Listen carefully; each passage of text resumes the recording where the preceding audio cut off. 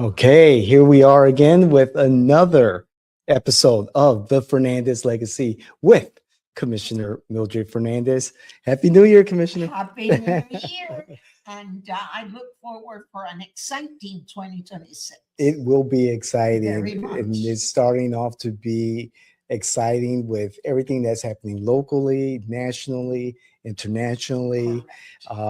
Just this past week, we had the Davos Summit of the World Economic Forum. I remembered. We have everything going on with ICE here in the United States and, of course, locally. Folks are jumping into the local races. Where do we start? Oh, my goodness. We have so much to talk. We do. And I think that in the local races, we are seeing an influx of new candidates, new ideas. Some of them you are in shock Yes. to see the ideas, but it's okay. And they will be learning at certain space.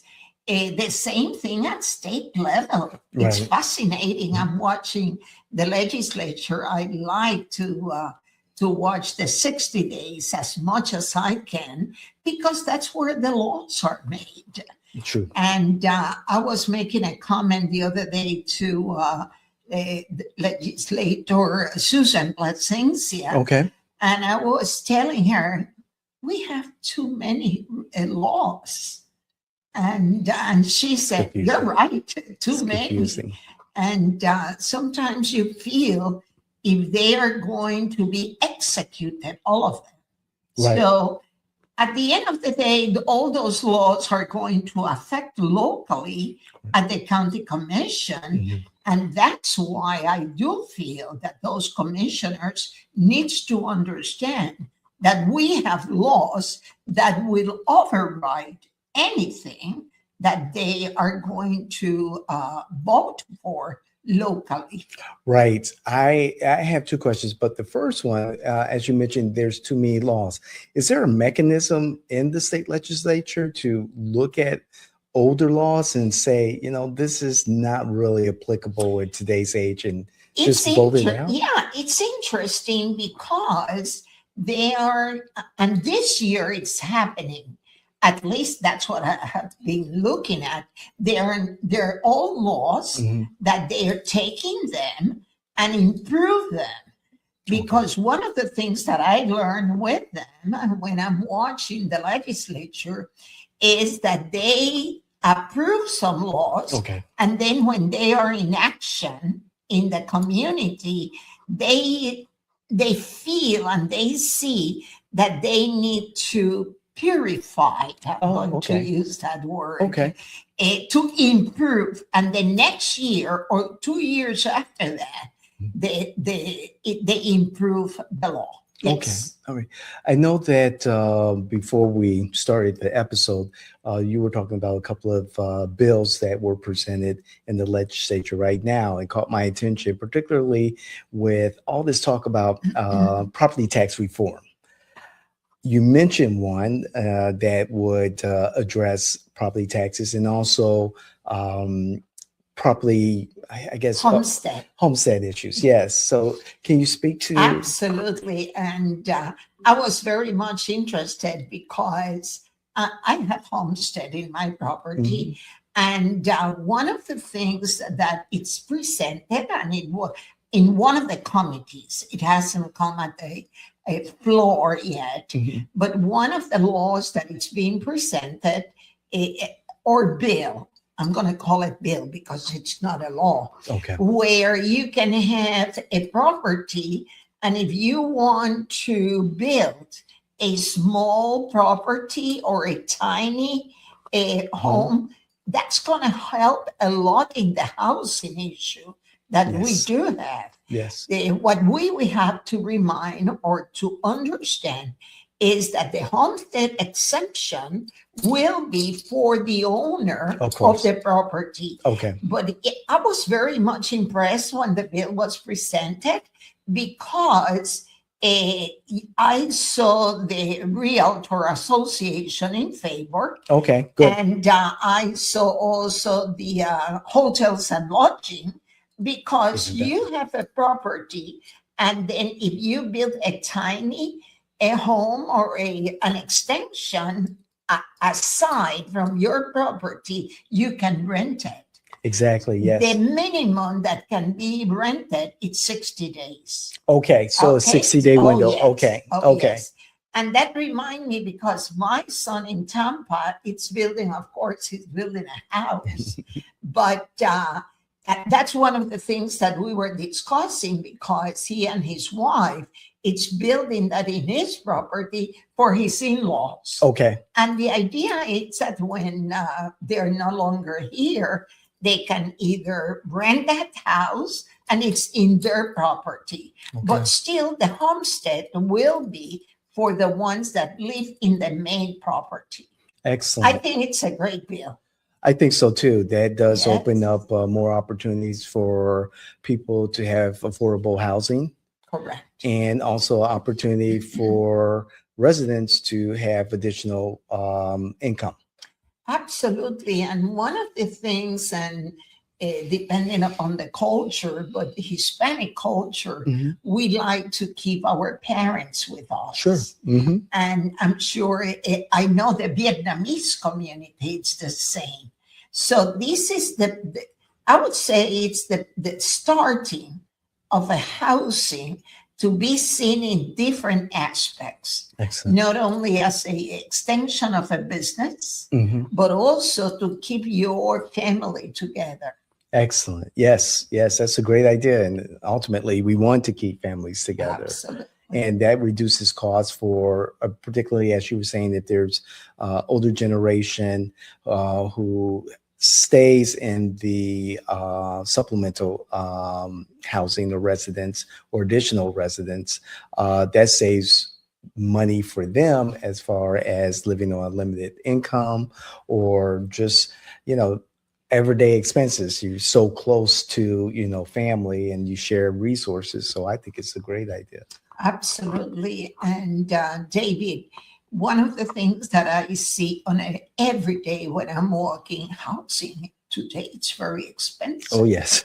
And then this issue of the Homeowners Association, which there is a bill in the state right now to eliminate HOAs. Yes. And when that comes to different committees, I want to be on top of that one. Yes. Because I pay 2 HOAs. That's correct. I remember the last time we Yes. met, we had that Yes. conversation. There's 2 HOAs that you pay for, and that just blows my mind. Yes. And that's an additional cost on homeowners, particularly you and the residents where you live, that could be used towards, savings or towards the grandkids or whatever. Absolutely. And the other challenge that senior has Mhm. is that you are with very little income. Mhm. It could be that you have the Social Security and maybe you have an extra income on a pension of what you work. Right. But depending upon that, it's the amount of money that you're receiving. And I was telling a friend the other day, my HOA is as large as my mortgage. Wow. So it's challenging. I can believe that. Wow. I understand that there are several proposals for property tax relief Correct. also. And I know that there are, I guess, different approaches to Correct. relief for Correct. residents. Right now, the one that I have seen is it's 1% where seniors will not have to pay for school. Okay. Which is part of the taxes. All right. So there was a lot of opposition, but that one cleared the first committee. Okay. I do know that there are about 4 or 5 different proposals. Exactly. So we will see. And then, of course, it all depends on what the governor decides that or which one is pushed. Right, right. Is there any other legislation that our viewers and listeners should pay attention to or just be aware Oh, of? yes. I this year I'm seeing a lot of proposals or bills on domestic violence, on Okay. protection of the victim, and how they're going to deal with the offender. Okay. Criminal justice, it's becoming a big issue in the state, and there are so many ones coming up. And I have seen also many other proposals based on the incarceration. Okay. So I think it's one of the first years that I see an emphasis on what's going to happen, not only inside the prisons, Okay. but when the person it's in a trial. Okay. So it's very interesting, and Wow. we're going to see a lot of that. Okay, excellent. So let's bring it locally. We were talking earlier about the number of candidates in the local elections, particularly the Orange County Commission. We have 2 new districts now. Correct. And of course, there's a lot of people who have joined those specific races. Is there any rhyme or reason to all of this? Oh my gosh.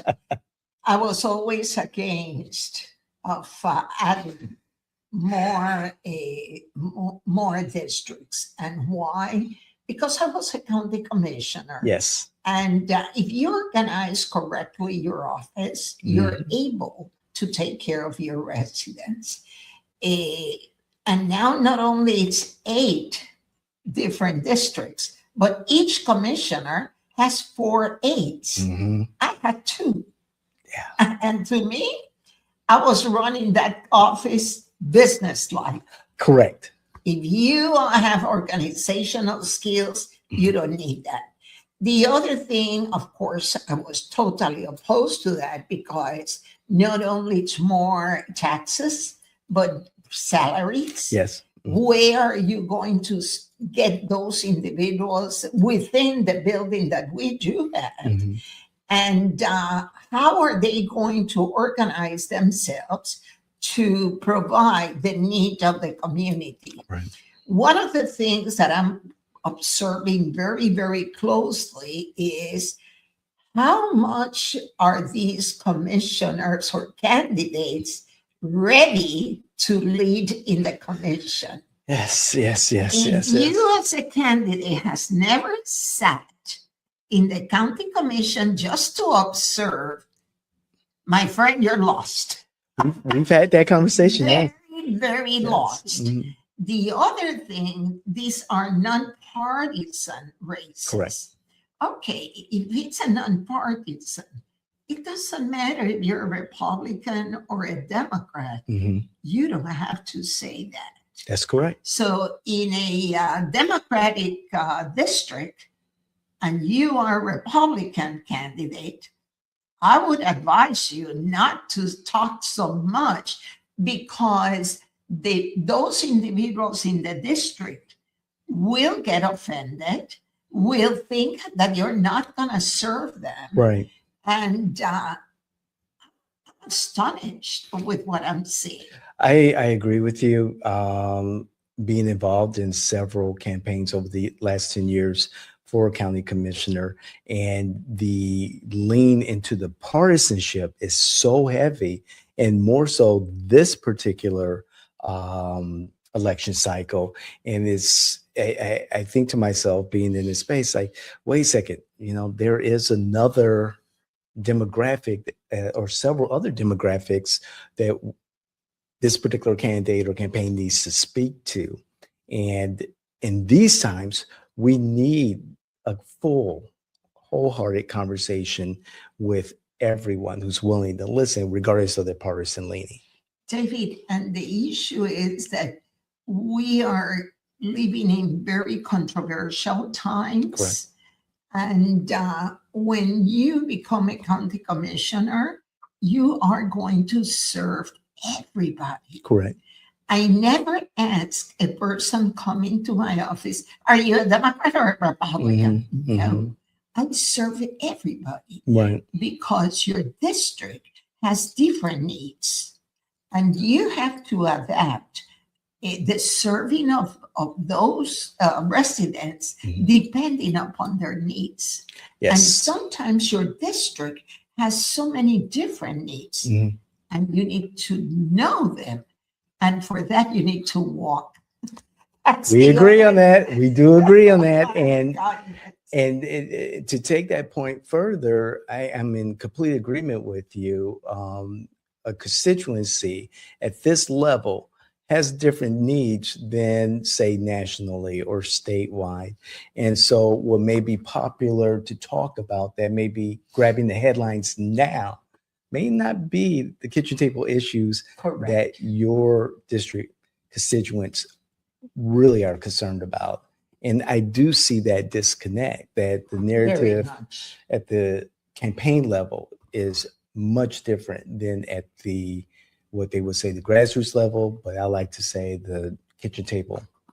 I was on Sunday after I attended my church. Mhm. I went to a meeting or a gathering. It was not a meeting, it was a gathering of petitions. Okay. And I wanted to sign those petitions. So we were talking, and I was telling the candidate at that time was, listen, when you are in the commission seated, your laws, the ordinances that you're going to create, Mhm. which is policy making, Correct. it's about Orange County. Sometimes you're going to vote for them Mhm. and has nothing to do with your district. That's true. But you have to have in your mind every ordinance or anything that it's been in public policy, how it's going to affect your district or how it's going to benefit your district. Correct. And for that, you need to read, you need to walk, and you need to make sure you understand your district. I am not seeing that now. Again, we are in agreement. And it's you being a former commissioner, me working with commissioners, and you being involved in the communities. And the same for me. We see both from the inside and the outside. And my concern is that it's the same as yours, that there's not enough, no one's doing the thorough homework Correct. that they should be doing to understand the policy, understand the implementation of the policy, and also the repercussions of the policies that are passed. And when I watch the commission meetings, and I just like, wait, look, you got to look at it from this particular angle. Oh my God.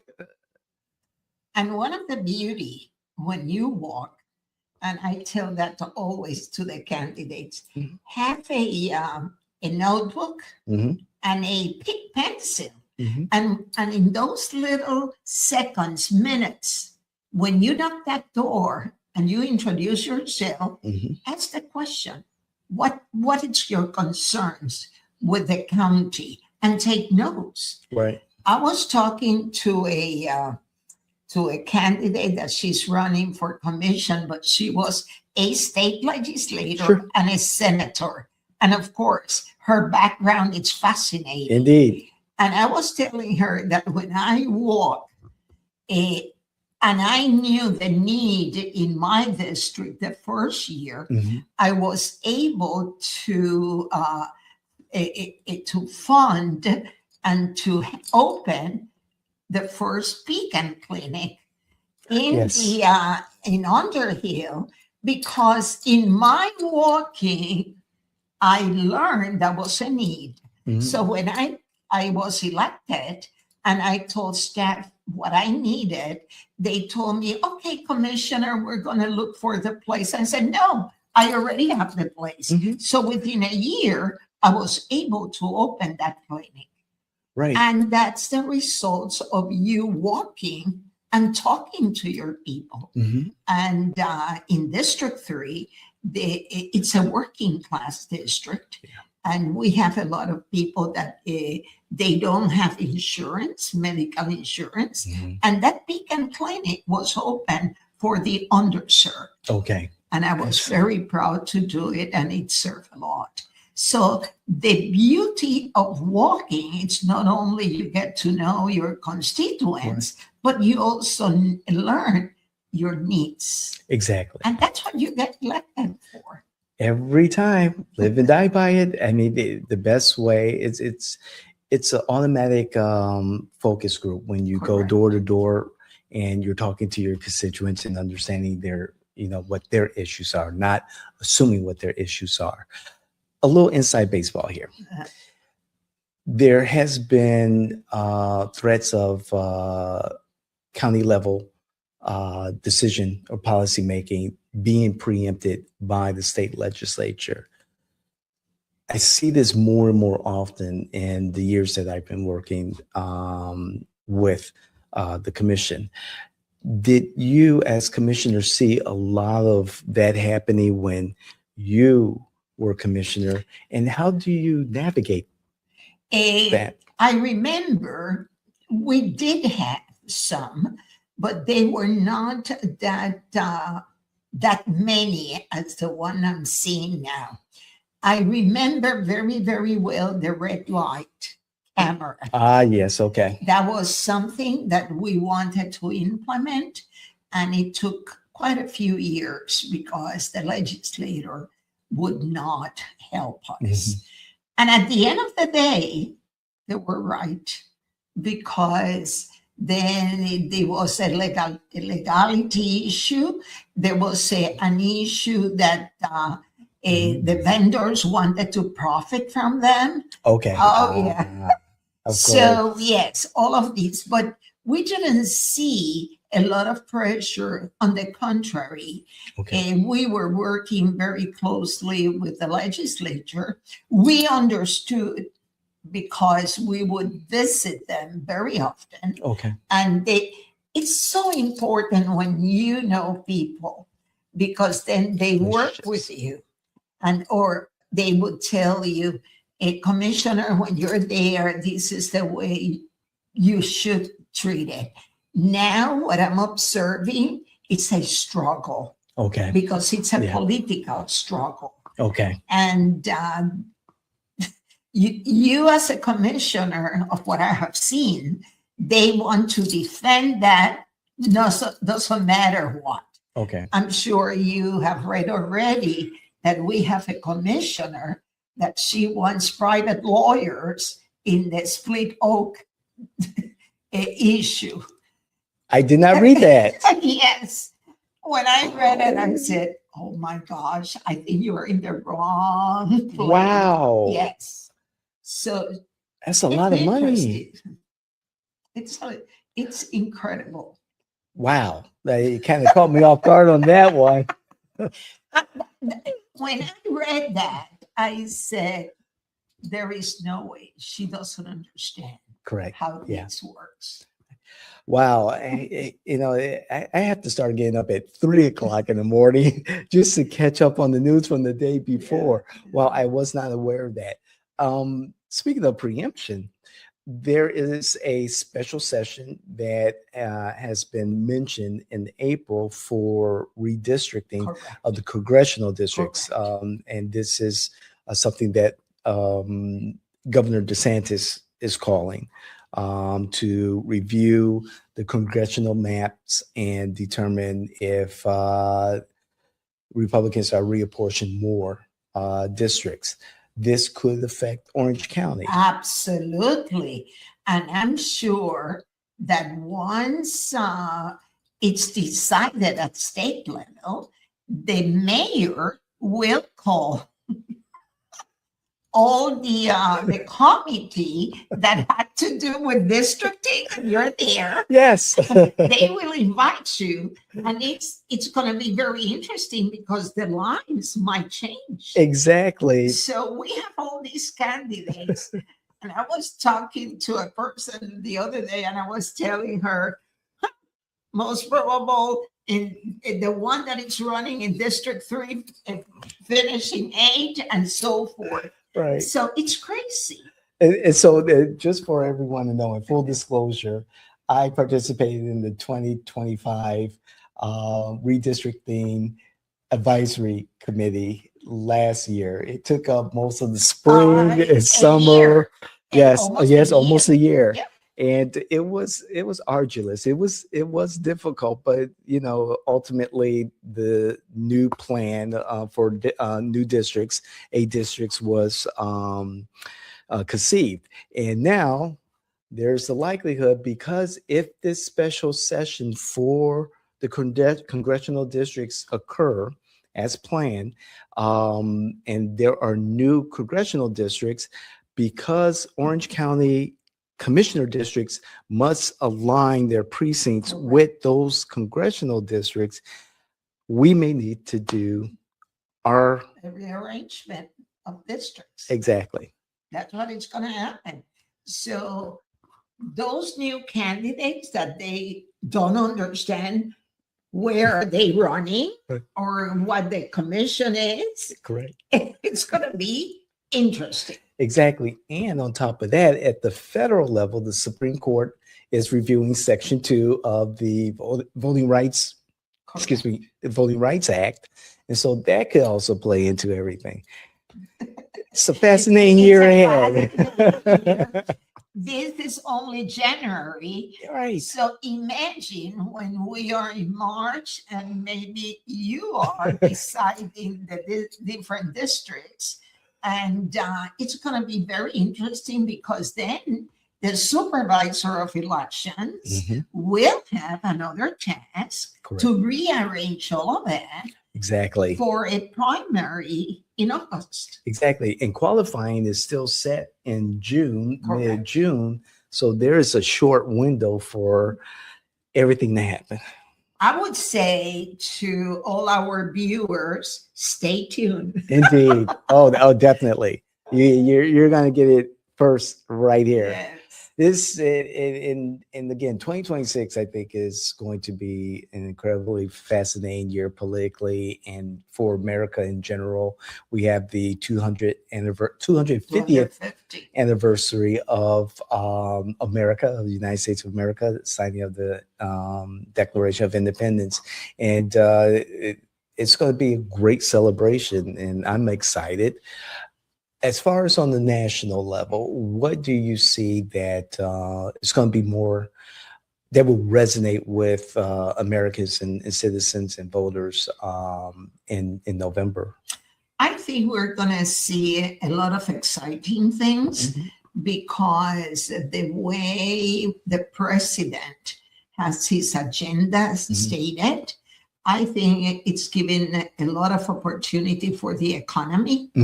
We're going to see a lot of changes in our favor. Yes. Because right now we can drive and put gas in our cars. That's correct. So little by little, we're going to see things that we have not seen before. Okay. One of the things that I admire the most about this president is that he's not a politician.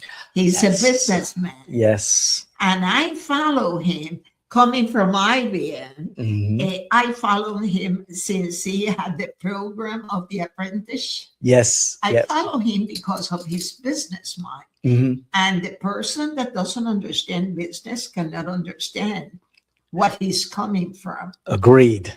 And then he has been able to identify individuals to help him accomplish.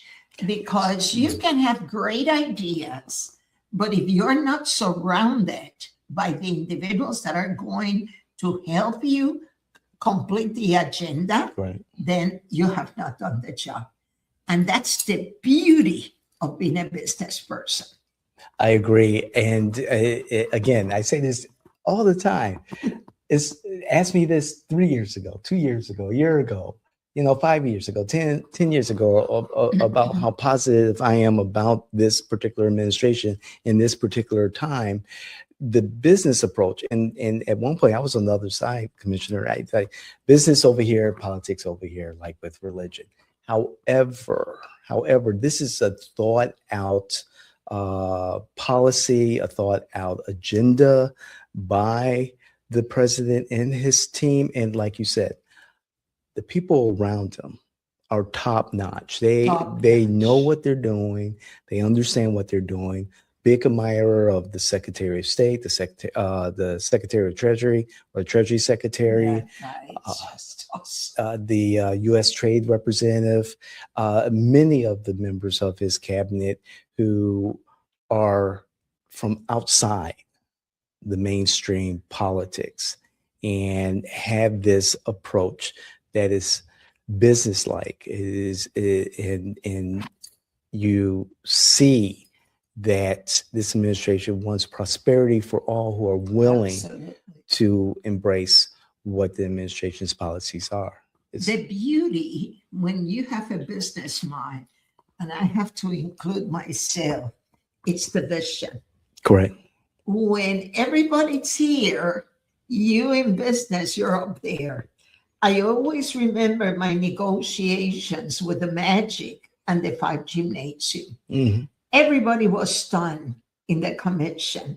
When I had the individual from the Parks and Recreation, and I always remember that day he comes to see me, and I said, what is going to be the status of the gymnasiums?